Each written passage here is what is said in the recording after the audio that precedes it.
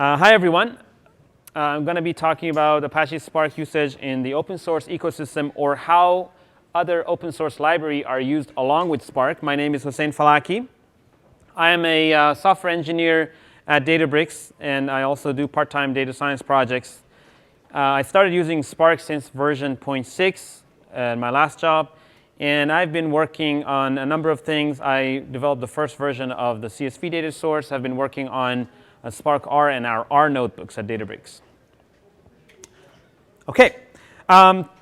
People here probably know about Stackoverflow developer surveys. In their last survey, they revealed some very interesting statistics about Spark. One of their observations was that Spark is the second top trending technology, second only to React, which is a front-end framework. And I guess it's very hard to beat a front-end framework in trendiness these days. And many people wonder why. And we don't think it's by accident. Basically, there are good reasons why Spark is increasing in popularity and usage. And the reasons are basically what Matei mentioned in his talk yesterday. Spark is designed to be a unified engine for end-to-end applications. It has high-level and easy-to-use API. And it's, from the beginning, it's designed to integrate well with other systems, be it storage systems or cloud framework, or other libraries. And the libraries are what we're going to focus on in this talk. So we're going to see how Spark, if at all, works well with other libraries in the ecosystem of data science. To introduce what data I'll be working on, I need to talk about the Databricks Community Edition. In February this year, Databricks announced the free version of its cloud-based platform in beta. And since then, more than 8,000 users registered, and they created more than 61,000 notebooks in different languages. And what I'm going to be talking today is based on an analysis performed on libraries that these users imported in Scala, Python, and R in the Community Edition. So the first question that would be good to answer and basically verify whether Spark works well with other libraries is, what percentage of users actually use any other library in addition to Spark? So I'm going to take a few guesses here. Does anyone have a guess, overall or in different languages, what percentage of users use at least one other library in addition to Spark? 80%. We have one number. 25%? Sorry, what did you say? 95. OK, let's see the numbers. So in Python, 75% of users use at least one other library, imported at least one other library. In Scala, that number was 55%, and in R, that was 57%, pretty close to Scala. The average number of libraries per user was 9 for Python, 3 for Scala, and 6 for R. I've included the median values here to basically show that there is a skew in the number of libraries that people use. To be a little bit more clear, this is the CDF of number of libraries that each user imports. And you can see there are a few users that use up to 50 or even more libraries. So that kind of confirms that majority of users of Apache Spark in our beta community edition actually took advantage of third-party libraries. So that kind of testifies to the original design principle of Spark. PySpark and Spark R were designed in a way that third-party libraries in those languages would work well with Spark. And we also made sure that installing new libraries is fairly easy in our product. This is a screenshot of how you can install a new library. You can, for example, in Python, you can specify the PyPy name and click on a button, and we'll download and install it for you. But let's go into more details for each language and see how and what libraries are being used. So let's start with Python. And I'm going to ask another question here. What do you guys think is the most popular import in Python among our users? NumPy? Any other guesses?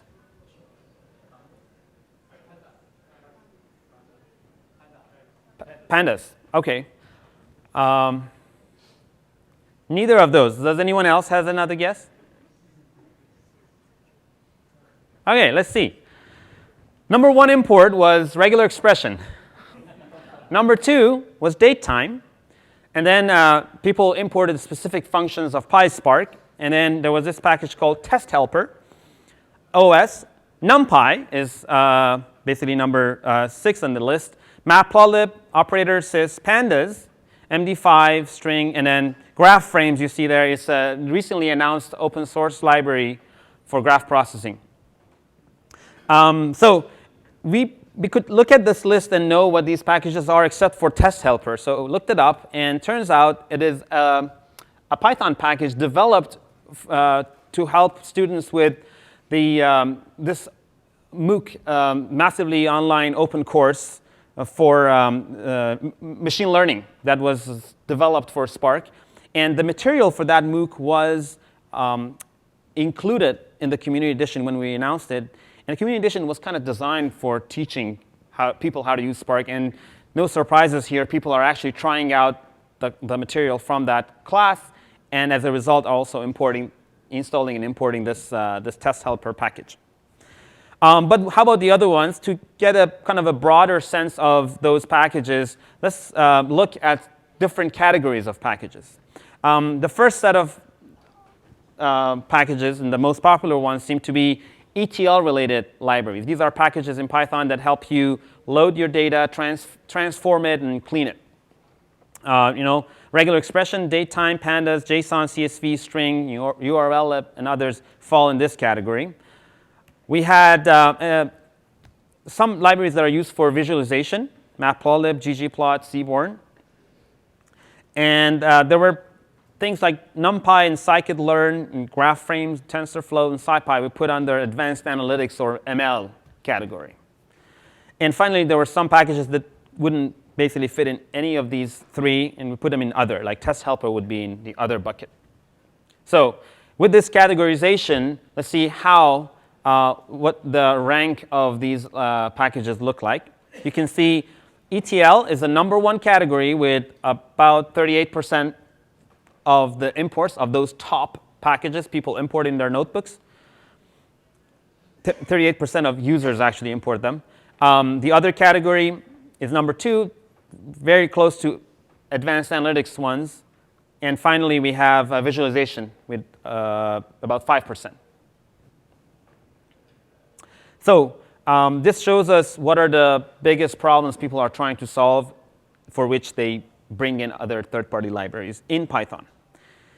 Another step of the analysis we performed was looking at packages that are used together. So I used the frequent pair algorithm implementation in MLlib and looked at what libraries are used together in a notebook. Basically, if, let's say, pandas is imported in a notebook, among all those notebooks, what are the other frequently used libraries? And this is the distribution for pandas. Obviously, this distribution looks different for different libraries, but it's interesting to note, when people use pandas, 30% of them in the same notebook import NumPy, and about 12% Matplotlib, and so on, as you can see this list. I'll let you read it. This is interesting because it allows us to make the experience smoother by maybe pre-importing or pre-installing some of these libraries in the environment. It also helps people who basically teach Spark to know if they're mentioning pandas, it would probably be good to mention these other related libraries, because for some good reason, their functionality is also needed when someone uses pandas. And the same goes for any other package you might want to pick. OK, so that's with some overview of Python libraries. Let's move on to Scala packages. Again, the list of most popular Scala packages that people import. The number 1, Spark Core, ML, and then SQL. Then we have some utility libraries, along with Scala collections. And then we have the open source graph frames package. It's an advanced analytics type of package. Some more utilities. And Hadoop, Twitter4j, Apache Commons related packages, Kafka, and Joda time. Again, if we put them in different categories, a good number of them fall in ETL. For example, I'll put all these utility packages, Scala collections, and math and I/O packages, along with Apache Commons and Kafka and Twitter4j in the ETL category. Surprisingly and interestingly, we have no packages related to visualization, so none there. For advanced analytics, we have Spark ML and graph frames, and we have some others like Scala Sys that I would rather put them in other.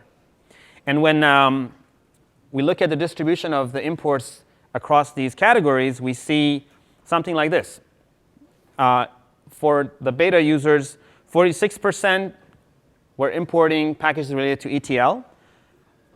15% were importing advanced analytics packages, 5% others, and 0 visualization because we couldn't find any there. Contrast this to the Python chart that I just showed, and the order is exactly the same, but the percentages are slightly different. Again, we could repeat the analysis of frequent pairs and look what packages are used together. Here's an example. If a notebook imports Spark ML, that notebook is also very likely, 13% probability is going to import Spark Core, Java, I/O, Scala collections. You can see there are some interesting packages there. There is Stanford NLP. There is the UMD Cloud9. And there's Cloudera Data Science Library. Also, people import them to use along with MLlib.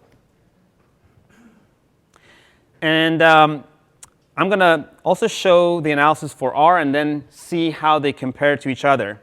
So the list of top most popular packages in R. Anyone wants to make a guess? He had someone say ggplot there, and he's right. So ggplot was by far the most popular imported library in our notebooks. We had McReader. It complements Spark R syntax fairly well. People seem to have discovered it and using it. dplyr and reshape. And you can see that list there. You can read it for yourself along with the percentages. So let's do the categorization again. So a lot of them, like dplyr, plyr, reshape, JSON, data table, are related to loading and cleaning and transforming data. They go to ETL. We have quite a few visualization-related libraries. In fact, ggplot2, which is the most popular one, falls in that bucket. We have quite a few packages that implement advanced analytic algorithms. And we have some others like DevTools and McReader that basically help with in general. And the distribution across these is something like this. Here is a big contrast.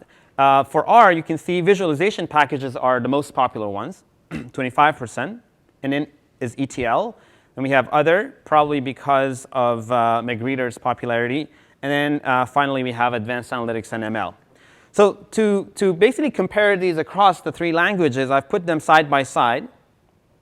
And you can see that in Python and Scala, ETL is the most popular one, the most popular category of libraries that are imported by users. Noticeably, Scala is missing the visualization category, 0% there, and R is much stronger there. So the number one category for R is visualization. And then you have advanced analytics and the other category. You have a question? So assuming this is all from Databricks notebooks, the fact that you have display in R? Yes. So people are not using display in R, but are using ggplot? I don't know. They may as well be using display in R.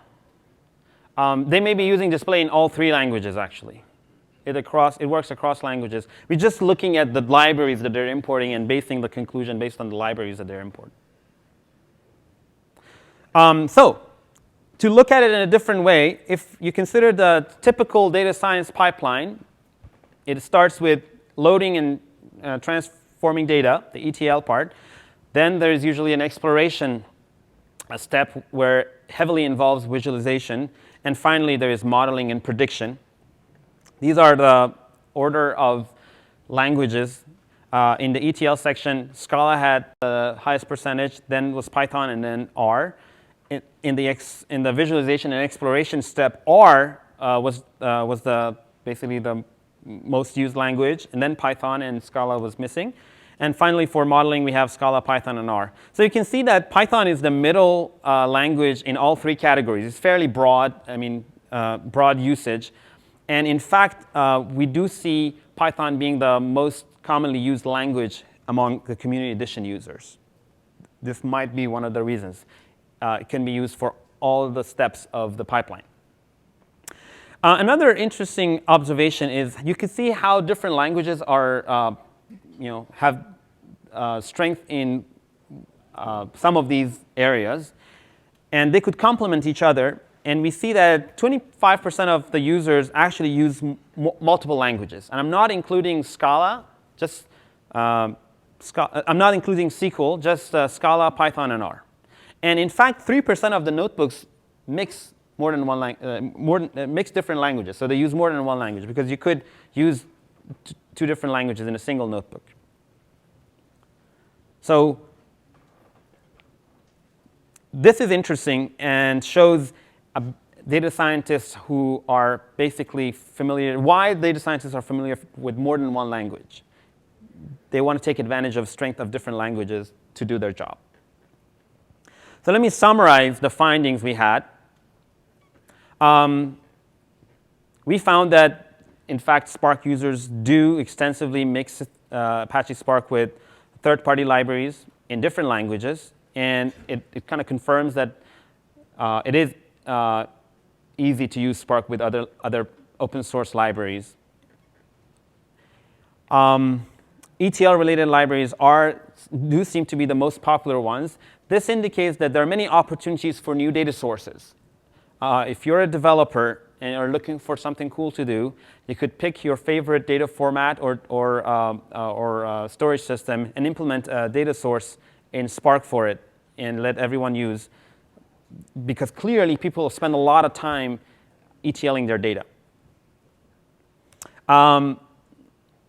We found, based on the libraries that people import, that the notebooks are being used not only for quote-unquote big data analysis, they're also used for local single-node advanced analytics, something that we can do on our laptop. And obviously, as I said, languages have diverse capabilities, and we find that users are mixing them to their advantages. And one specific takeaway is Scala is missing powerful visualization libraries, or our users don't know of any of them to use. So this is something that the community, Scala developer community, can maybe address. So that's basically the findings. Before taking questions, I'd like to ask you to try your favorite library with the latest version of Spark and see if they work. You can use Databricks Community Edition, sign up for free. And especially if your library doesn't, you see problems installing it or using it, I would be more than happy to work with you and make sure that the integration works well. And with that, I can take questions. Thank you. Cool. So we got a little bit over 5 minutes to ask questions. So if you have a question, please raise your hand, and I'll walk on over to you.